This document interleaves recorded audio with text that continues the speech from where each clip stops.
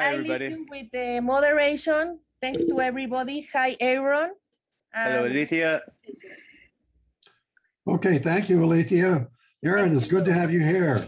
I have your bio. I'm going to introduce you a bit. Okay. Aaron Rosa works as a researcher, alternative futures, and foresight. He presently works at the Competence Center Foresight at Fraunhofer ISI.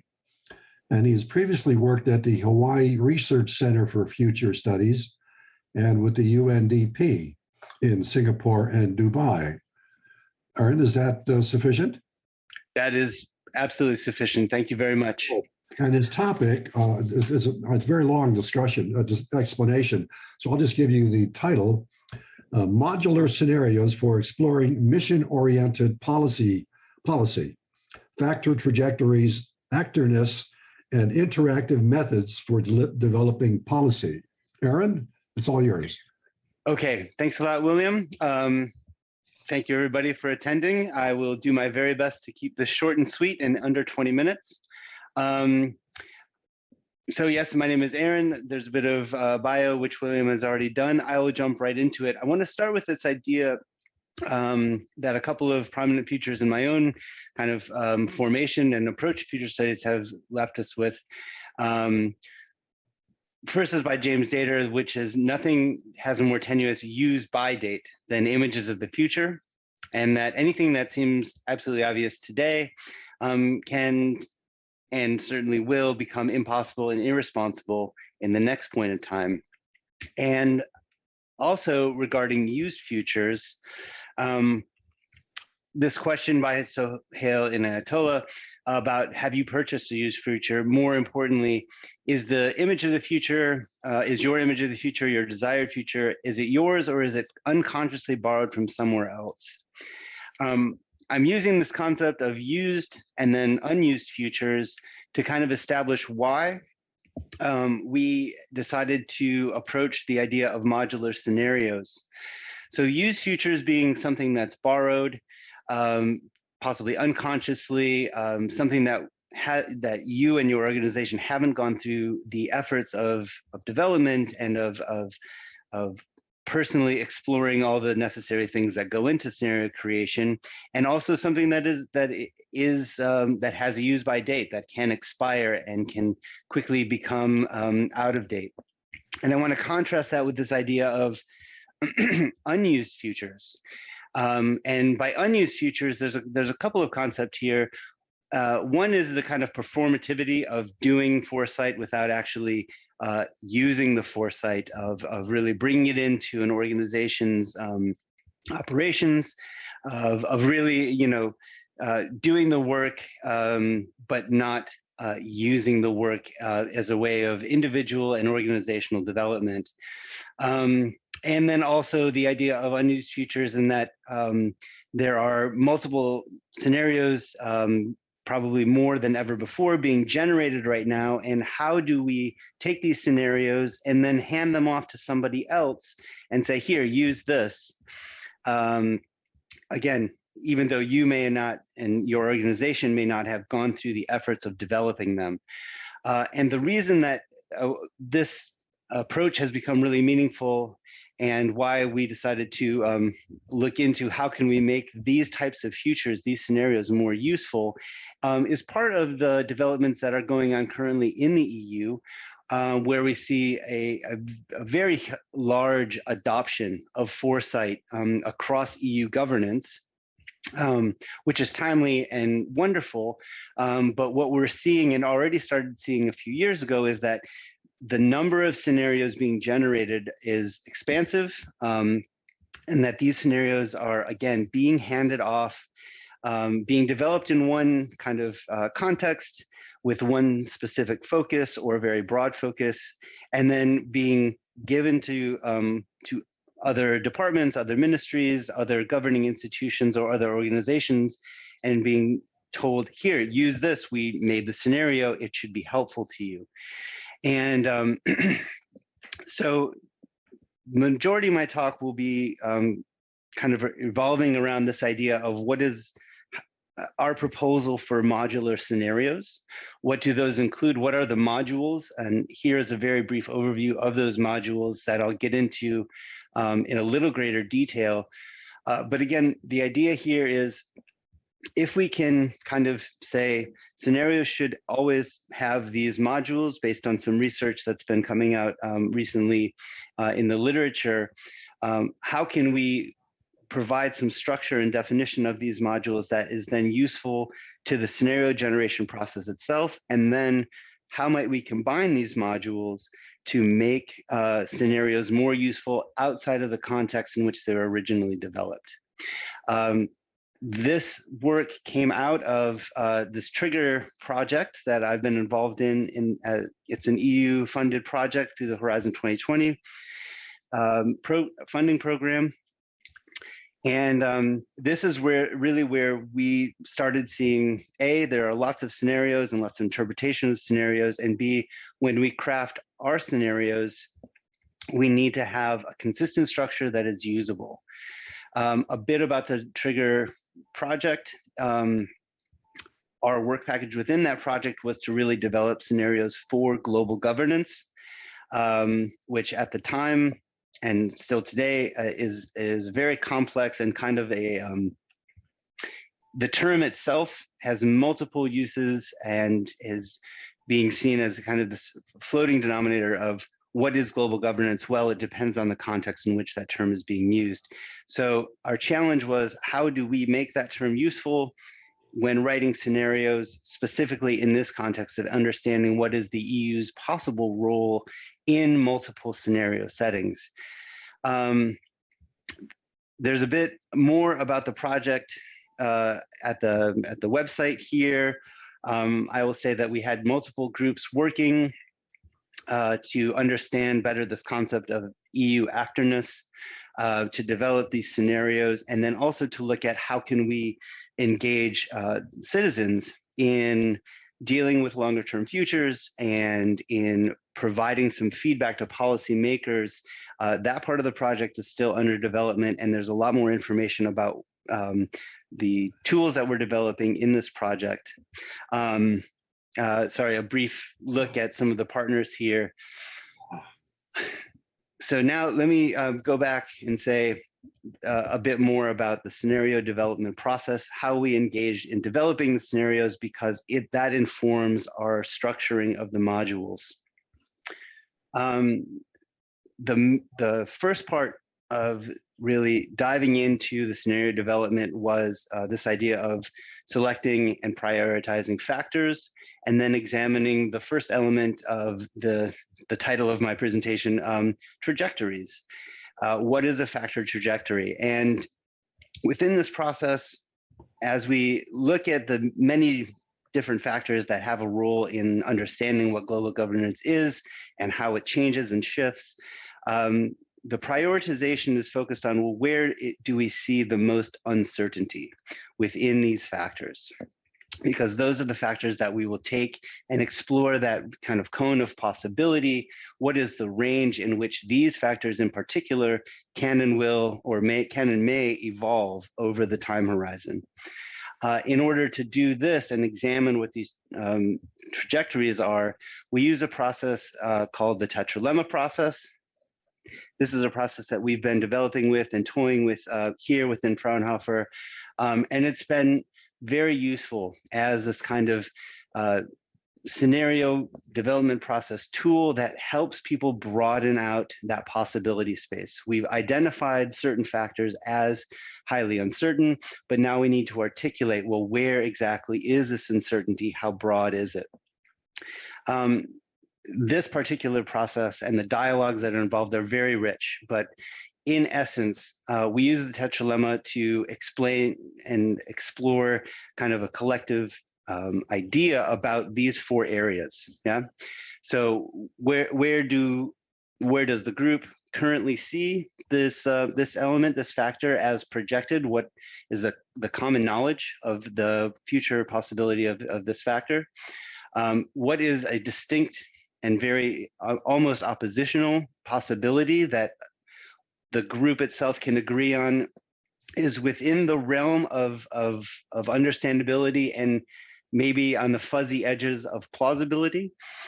And then exploring what we call, the middle ground, area C here, which is what happens if you get part of A and part of B. So, if A were maybe the best of all worlds and B were the worst, what happens in that middle ground when you start to get elements of each? They mix up in interesting ways. And now you've got a situation that's messy, but maybe more reflective of both where we are currently and how we see these dynamics that are at play within any factor. And then the final area is this idea of D, and that's a mode of, is there something that can happen outside of this factor that really shifts our thinking about how this factor is having a role in the future? We also have E, which I call sci-fi corner, but I don't want to talk too much about that right now. What I'm more interested in is really saying that through any process, once you've kind of identified uncertainty, having a way to explore and articulate those possibilities within a possibility space and broaden that possibility in terms of scope is necessary, because those become now the building blocks for the narrative itself, which is one of the main modules that I will be discussing. Another module that was very important within the Trigger project is the idea of actors. Inside the Trigger project, we defined this as both actors themselves, so their multi-level governance within the EU, defined here, the supranational, the member state, agency level, the private sector, and then regional and local authorities. And then how do they act? So having a firm understanding about what their actions do, how they're perceived internally and externally, and defining what actorness is really composed of. It's not simply the ability to act, but it's much more different capacities to act with credibility, and in terms of with authority and autonomy within kind of the EU itself in this case, but really defining both who are your primary actors and what are their capacities is key, again, because this builds the foundations of the narrative itself. The overall modules that I present more in the paper, and the paper is part of the reason why the title is so long and may be convoluted. These are the four main module areas that we go into depth in inside the paper. There are narratives. Those are, again, composed of the different trajectories of the driving factors, the actors that are involved, the time horizon, any special areas of interest, which I'm not going to go into too much detail here, and then the actors that are involved. I will say this, within the Trigger project, and you'll find this in all the scenarios, because we had identified 3 specific technologies as having a role in global governance, every single narrative addresses those with a pretty high level of specificity. In this case, it was artificial intelligence, machine learning, open source software and standards, and then blockchain technologies. Now, those areas of interest were specific to this project, but again, this is part of the module itself. Any scenario should be able to articulate if there are special focus areas, where they came from, and therefore why they're wrapped into the narratives. Regarding the narratives, we ended up, after a relatively long process, with 4 scenarios. We had started out originally with 6, and then COVID kind of interceded and made the middle set of scenarios, which were sort of business as usual. The general idea was these are no longer valid. So we merged the elements of those scenarios with the other 2 and ended up with 4 scenarios. Now, the narratives for these were broken up into 2. There's an executive summary, which is about a page, and really just as a setting of the world, a little brief context, but not too much of the dynamics within that world. It hints at it, but it doesn't give much in terms of details. The extended text then is 4 or 5 pages, and based on the context in which the scenarios are being used, and again, we think that this rule kind of applies to all scenarios, you can select which of these narratives is most compelling and most will provide the most utility for the objectives that you would like to achieve using somebody else's scenarios in a new context for some specific purposes. Again, in the paper, we go through what are some of those specific purposes, and we demonstrate how different combinations of these modules lend themselves to these 5 main learning objectives. Yeah, so learning objective can be a basic introduction to foresight, the futures theory and praxis. So this would be more of an overall basic building blocks of futures literacy by using some scenarios as examples. Accounting for different stakeholder perspectives in a policymaking context, or really in any context, but this would be more contingent on finding out who's involved, how are they acting, and how do those actions change different possible worlds. Comparing alternative trend developments, this and their social influence, this is more focused on the trajectories, with actors taking kind of a back seat. The analysis of speculative interactions between trends and emerging issues. This is also the trajectory, and this has to do more with, again, that middle ground, where we have different factors and different trajectories coming into combination with one another. At the beginning of the scenario process, we started at building scenario cores, and these were different trajectories from factors that fit together, lend themselves to a cohesive storyline, and may have been more speculative, taken individually, but together they start to make a lot more sense and can be the foundation for a narrative. And then finally, using exploratory futures to articulate normative visions for policymaking. This is when we use the scenarios and probably more at an executive summary level and say, we've seen different images of possible futures, and that allows us to go through a process of really articulating our preferred future and then using that as a basis to do backcasting and examine what do we need to do to get to that preferred future.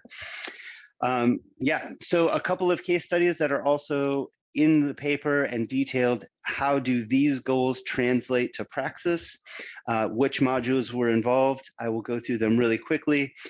We did one project with another EU ministry, and they were focused on digital government. They used the trigger scenarios, just the executive summaries, as a larger context for their own scenarios, so nesting scenarios, and it actually worked out really well. And then we also used the process with a group that's in Berlin, the Institute for European Policy, and then in conjunction with the National Foreign Policy and Strategy Ministry. And through this, we used elements of the factors themselves, the executive summaries, and a number of creative activities to get them to mostly carve out what is their preferred future from multiple normative futures, and then start tracing out how they would go about achieving those. The last kind of key point I want to leave here is, especially in this last example, using other people's scenarios to articulate your own preferred future, that really is only half of the battle. It's only halfway there.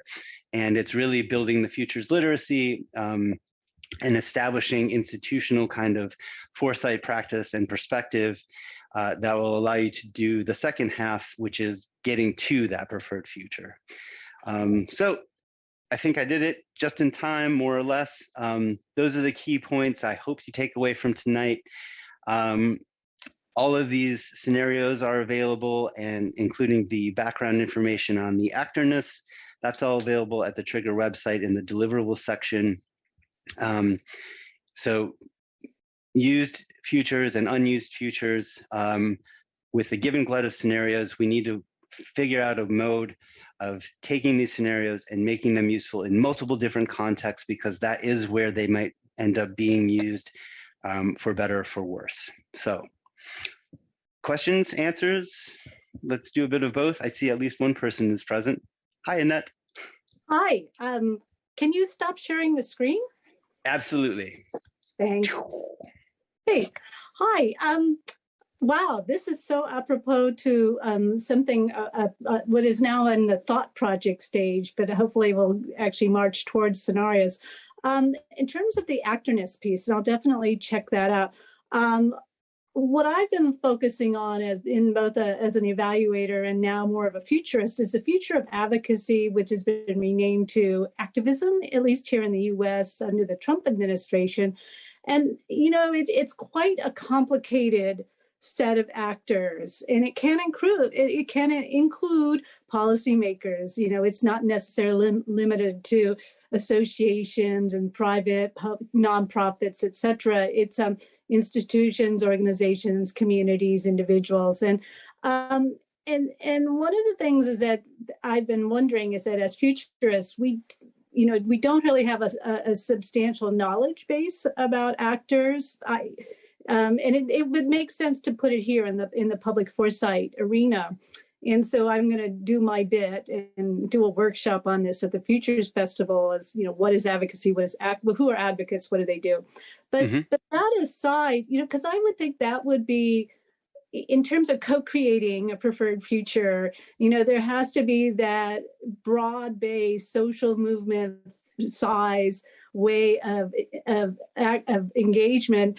I think there also has to be a really much higher awareness of political culture, which would entail understanding power and influence, and this would also be very culture bound, or it'd be, you have to worry about things like intergovernmental relations and things being different at the federal, state, and local. But so my question, I guess, is, you know, how far into those weeds do you get? And because I'm kind of intrigued by, is this scenario development process a good one to bring to bear because it's situated in public foresight? Because I primarily look at advocacy, it could be community organizing, but really a lot of it will be targeted to policymakers and policy design and implementation and evaluation. So anyway, I'll stop there. Just maybe speak a little more about your actors and actorness. Okay, thank you. Unfortunately, I don't know if my response is going to be exactly what you're hoping to hear, but I'm really excited that you asked the question. The reason I say it might not be what you want to hear is because within this particular project, right, when we talk about actorness, that actually, the definition of actorness and the identification of who is, what are the main levels of governance, this research has been going on for some years, and particularly within this project, it still took almost 2 years to really say who are the actors, at least in terms of layers of governance, that we could identify from the literature, but defining the dimensions of actorness from internal and external perspectives, that was the part that took 2 years. And it wasn't necessarily in the scenario team to do that. We were drawing from another work package and saying, okay, whenever you're done, we would love to take these concepts into the scenarios and make sure that this project is presenting a set of deliverables and results that are all cohesive, right? I mean, that's part of the game anyways. But so we didn't actually do the actorness ourselves. Now, the reason I'm excited that you brought this up is because as often as possible, and really in terms of where my heart within futures lies, is this idea of broad-based participation, wide stakeholder engagement, the kind of idea of slow futures require time, which is often difficult to get from some stakeholders like policymakers, like the private sector. But without their voices, the public may not be fully aware of what are the different things that they're balancing. And then if you can't get them to sit down and listen to different kind of the spectrum of the public, then you're really missing the ingredients that are necessary for a co-created preferred future. So the reason I'm excited to hear you mention this, and I hope maybe I can attend your discussion or your workshop at the Futures Festival, because this is something that is close to my heart, is building participation and then coming together as part of the scenario development to define, well, who are the main actors here? I mean, that's something that I wish made it into every single scenario development process, is a true stakeholder analysis, or an actor analysis that says, here are the different, people that are influencing this, either directly or indirectly. Not people, but more groups, I should say, actor groups that are having an influence. And then asking with it as a scenario development or as a preferred future, are they in this conversation? Because they need to be. They have, their voice has to be included, and their perspective needs to be a part of, taken into account. Otherwise, it becomes less of a preferred future for everyone. And there will always be, I guess, disagreements and places where compromise seems impossible. But if you can't have enough people in that conversation to even locate those places, those sticky points, and really start to tear them apart, then the preferred future is not shared. It's really, it becomes, it's somebody's vested interest, but not everybody's. So I hope that is an appropriate response to your question. No, it's great to know how we can sort of complement each other, supplement each other's ideas and thinking. And at least I could share some resources, and probably you've seen some of these before and offline, but certainly there's been a lot of work, at least in the political science literature, around deliberative democracy models, for example, Yes. on how you have the dialogue-oriented approach to policymaking. Quite a bit of work around coalitions, because these contexts can be dense, complicated, and you have to worry about oppositional groups, and also that the hegemonic force is still the most moneyed interest, right? The well-endowed PACs and lobbyists. So, but I can help with some of something I wrote a chapter on advocacy and its engagement at public policy, very much a U.S. centric book, but with some fairly general poli-sci principles like liberalism, and goes all the way back to de Tocqueville and all that.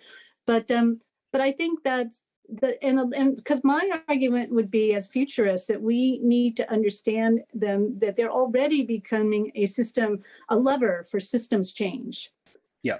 And this is recognized by philanthropists here in the U.S. who, particularly in the healthcare arena around the Affordable Care Act, was that their funders could see that if we fund advocates, we build up their capacity to work with the media, get their message out, be politically savvy.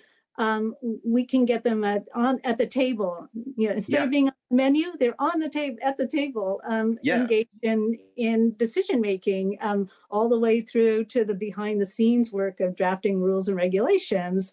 And some of that is also recognizing all the places that advocates can be in a policy making model, which again would go to the public policy literature for. But yeah, it would be great to do something offline, because I have been trying to figure out ways to advance this as a discussion first, and see what comes out of it in the way of a real project, a scenario project. Yeah, I would be happy to engage in a different context. Email is a great place, a great way to have this conversation, to share some resources, because I think there is a lot of interest right now on this side of the Atlantic regarding how do we engage the wider public, how do we get our citizens' voices into forming and shaping, our research agenda, our policy agenda, because without that, if at risk, and a lot of these scenarios actually deal with this, losing the support of the citizenry, or even just sidelining them and saying, well, we decided to do these policies without your input. It's devastating. It can be devastating. And the longer term effects of that can be quite deleterious to everything else that was in the plan. So I'm excited to hear about your work with advocates. Civil society organizations are pretty strong here, and they have learned some of the ways to get into those policymaking conversations, but there's always room to grow and get better, you know. And so I know that the EU has some projects coming up regarding citizen participation in governance. So yeah, let's put our heads together and see if we can come up with some kind of way to collaborate. Sure, and there are some very distinct categories of public involvement or engagement. You know, I mean, community organizing is sort of pre-policy, is kind of more in like the problem stage. But then you get into some very defined activities around public will building, where it's a very targeted type of advocacy to educate people around a particular policy, like the Affordable Care Act here in the US, or environmental. It doesn't matter which policy area, although some policy areas are much more exclusive or less likely to have public engagement than others. But still, there's literature to bring to bear. You know, there's a foundation. I think it's just sharing and talking about the resources and thinking collaboratively. Yeah. I wonder if we could hear from other people. Aletha, Lena, you have anything to offer? Not for the moment, just to celebrate Aaron's presentation. Thank you, Aletha. Lena, anything you want to say? Yes, this is Lena. It's like Elena Maria in Espanol. I come from Finland, and I hear this as a person who just last year retired from the Finland Futures Research Center, but I've been doing these things since I was reading the book of Rachel Carson in 1970 in Boston. And he opened my eyes. Look at the globe, look at the macro level thinking, and that brought me to study economics. But all in all, we are a small nation, 5.5 million people, and we do a lot forward-looking thinking. And I was teaching in Africa at the Makerere University, and then I realized that, oh, they were thinking that how can this lady come here and talk, and oh, I don't have my picture on. Let's see. Yes. So what is there in our surroundings? I mean, in Finland, you have to learn to cater for the winter, your families, your generations after, you know, before me. So otherwise you don't survive. So I'm listening to this as an interesting foresight and scenario thinking effort, but the scale is different, and also the frame is different. Maybe that's my message.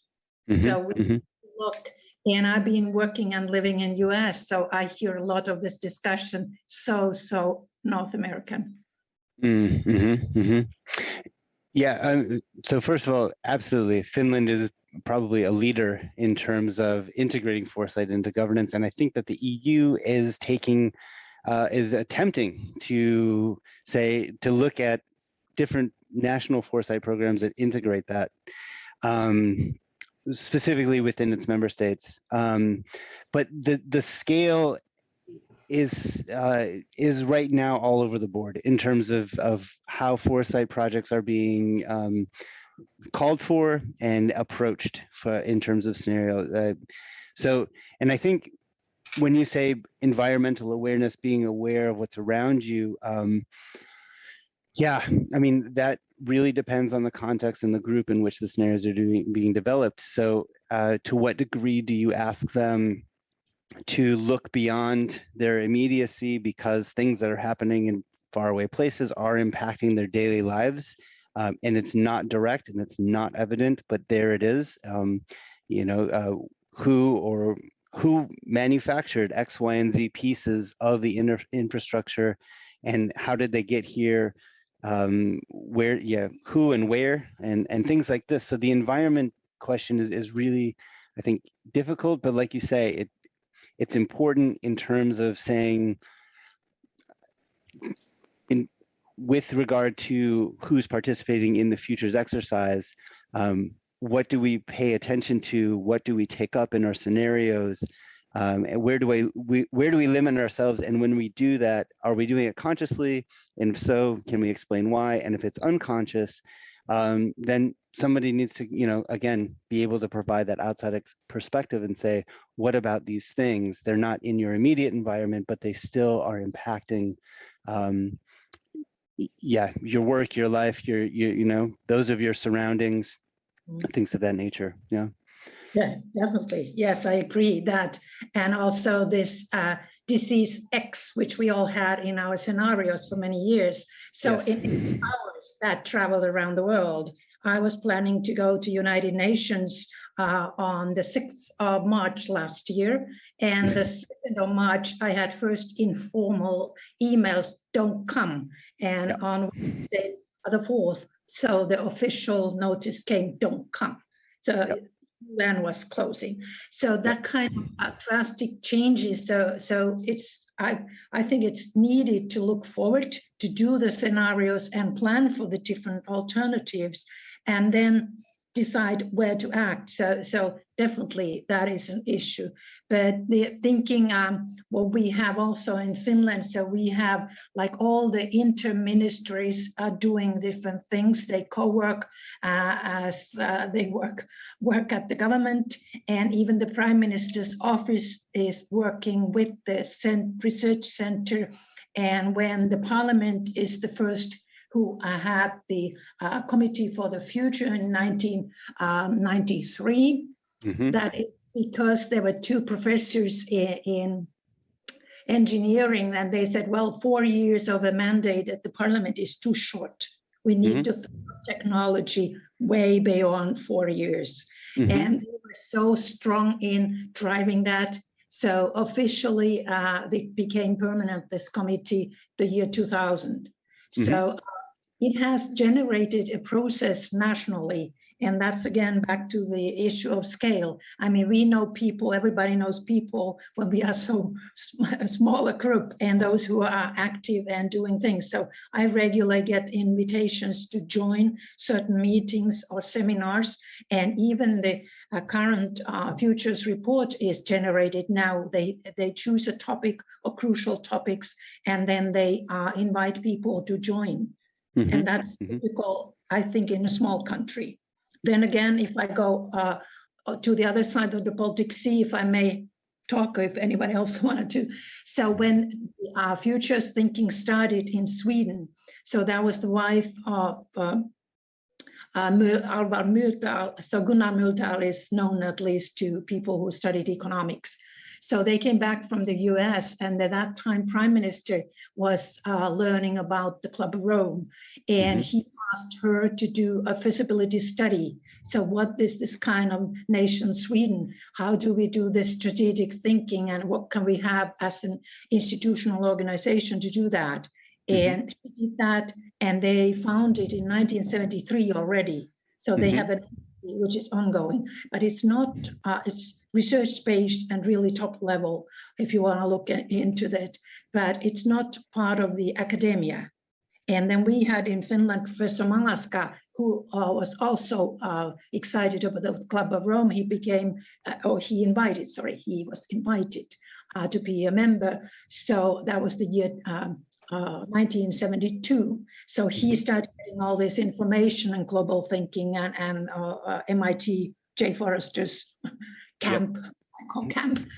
So all this information was coming to tiny Finland, but he was working at the university entity, so the Turku School of Economics. So he wanted to integrate at the academia and still do similar type of things. So it's an interesting case if you compare the countries, like the Federation president currently, Erik Øverland. So he comes from Norway. So talk to him about the Norwegian case. I know something, but they're all different. And still, if you look at the Nordic countries, we usually are taking as one group. Yep. So we should be having similarities, but the choices in this sector, so to say, are different. Absolutely different. Thank you, Yeah. Lee. Thank you. Okay, I think we're about done, unless somebody else has something to add. I have one quick question, Aaron. Yeah. I like the idea of having modularized scenarios, but I wonder how do they have to be altered somewhat for different applications, different countries, different times, that sort of thing? And thank you for that question as well. Inside the paper, we do a little more explanation, right, of like what are these modules, and then we also do some speculation outside of the case studies we present in terms of how might you combine the modules in terms of different combinations for different contexts. One thing we don't do is saying, and this might be a good point for future research, is to say, do you want to, before you present the modules, take them up, alter them, make sure that you as scenario users will that they address the points that you need in your new context. Right. And I think that's absolutely something that should be taken, should be included. We did, for instance, in the Berlin Futures with the International Institute for European Policy there in Berlin, they did two things. They took the executive summary and the extended text, and they borrowed some elements from the extended text that they thought were useful. So they did some editing. They did change it in terms of the information content itself, and then they translated it. I mean, in a way, there's absolutely this need for recognizing the context and making the necessary adaptations for the use case, definitely. Yeah, that makes sense. It's a good point of departure, but they have to be customized for the particular application. Absolutely. Yeah, that makes sense. I think we're ready to wrap up unless somebody else has something. Aaron, thank you so much. That was wonderful. Thank you, William. It was a pleasure. And thank you, Lena and Althea and Annette, for all of your comments and questions. Thank you very much. Okay. Goodbye, right. everybody. Bye-bye, everybody.